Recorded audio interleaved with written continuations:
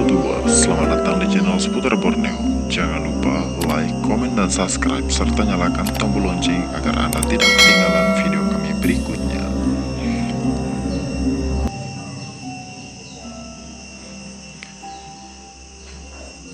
Lima aturan di Tanah Dayak yang harus dipahami para pendatang. Di mana bumi dipijak, di situ langit dijunjung. Inilah kata pepatah jadul yang mungkin sudah jarang kita dengar di zaman modern ini. Pepatah lama ini berarti bahwa kita harus menghormati adat istiadat maupun kebiasaan di daerah yang akan kita kunjungi atau kita tempati. Meski mungkin, bagi sebagian orang, hal ini hanya dianggap mitos atau isapan jempol belaka. Namun, masyarakat di Tanah Dayak memiliki aturan tersendiri dalam menghormati dan menghargai budaya mereka. Hal ini seperti pepatah lama yang berbunyi, lain lalang, lain belalang, lain lubuk, lain pula ikannya. Berbeda daerah, maka akan berbeda juga peraturannya. Namun, selama para pendatang berkelakuan baik, apalagi menaati beberapa aturan khusus yang dimiliki masyarakat Kalimantan, tentunya akan aman-aman saja. Tetapi konon, jika seorang tidak mengindahkan peraturan tersebut, maka sesuatu yang buruk bisa saja terjadi. Suka atau tidak suka, percaya atau tidak, inilah 5 aturan yang masih tetap berlaku dalam suku Dayak yang harus dihormati Dayak meski kini zaman sudah modern. 1. Jangan menghina patung kayu. Kebanyakan rumah-rumah adat di tanah Kalimantan terdapat patung-patung kayu. Konon, ini bukan hanya patung biasa, tetapi sebagai simbol orang yang sudah meninggal. Jangan pernah sekali-kali menghina atau melakukan hal-hal yang tidak pantas pada patung-patung kayu tersebut. Konon, jika menghina dalam bentuk apapun pada patung kayu milik suku Dayak, maka bakal diganggu makhluk halus atau mendapatkan hal buruk dalam hidup. Bahkan dulu, sebelum Indonesia merdeka, bagi siapa saja yang mempermainkan atau menghina patung-patung ini, maka kepala orang yang menghina patung tersebut jadi taruhannya. 2. Jangan memandang rendah suku Dayak.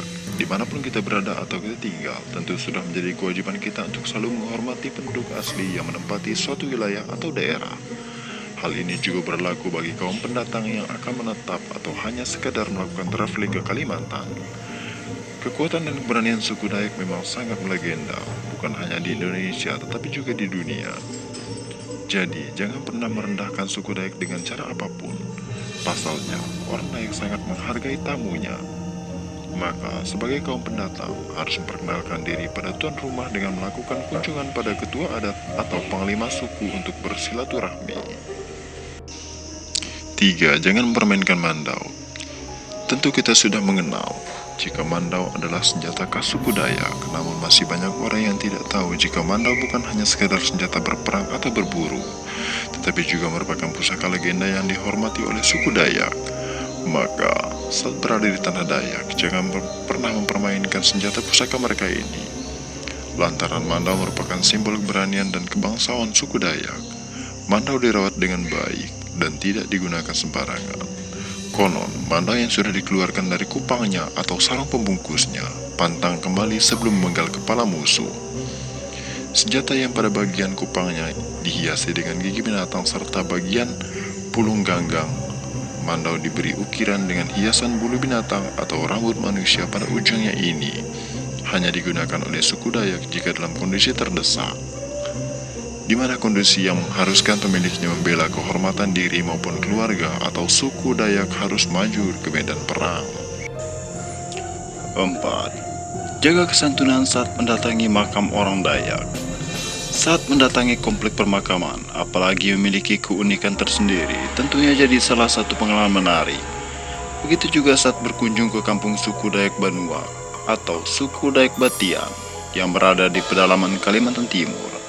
Jenazah orang Banuak atau Batian tidak dikubur dalam tanah seperti layaknya suku lain.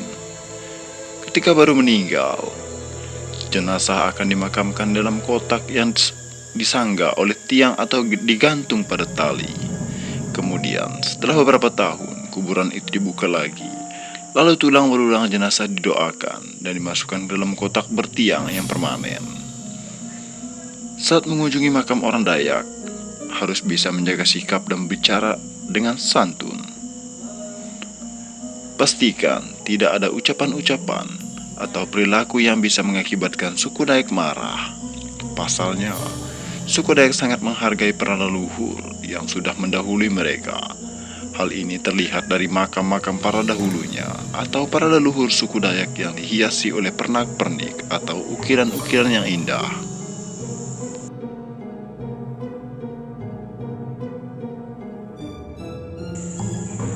Kelima, jangan mengganggu gadis Dayak. Berbagai mitos yang tersebar menyebutkan bahwa jika kaum pria, apalagi dia merupakan pendatang lalu mempermainkan gadis Dayak, maka alat vital pria tersebut bisa menghilang atau juga kepincut gadis Dayak. Maka sang pria tidak mau pergi atau pulang ke kampung asalnya. Kepercayaan ini beredar luas dan menjadi bagian kisah yang melekat pada perempuan suku Dayak. Padahal, perempuan suku Dayak tidak seprimitif yang kita kira. Mereka memiliki pemikiran terbuka, menyukai ilmu pengetahuan, serta berpendidikan tinggi.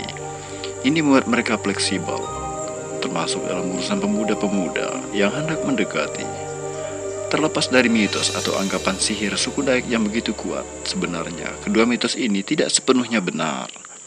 Pada intinya adalah tidak ada satupun perempuan yang senang dipermainkan. Begitupun juga, memperlakukan sesama manusia dengan santun dan penuh hormat adalah kuncinya. Maka kamu akan terhindar dari masalah.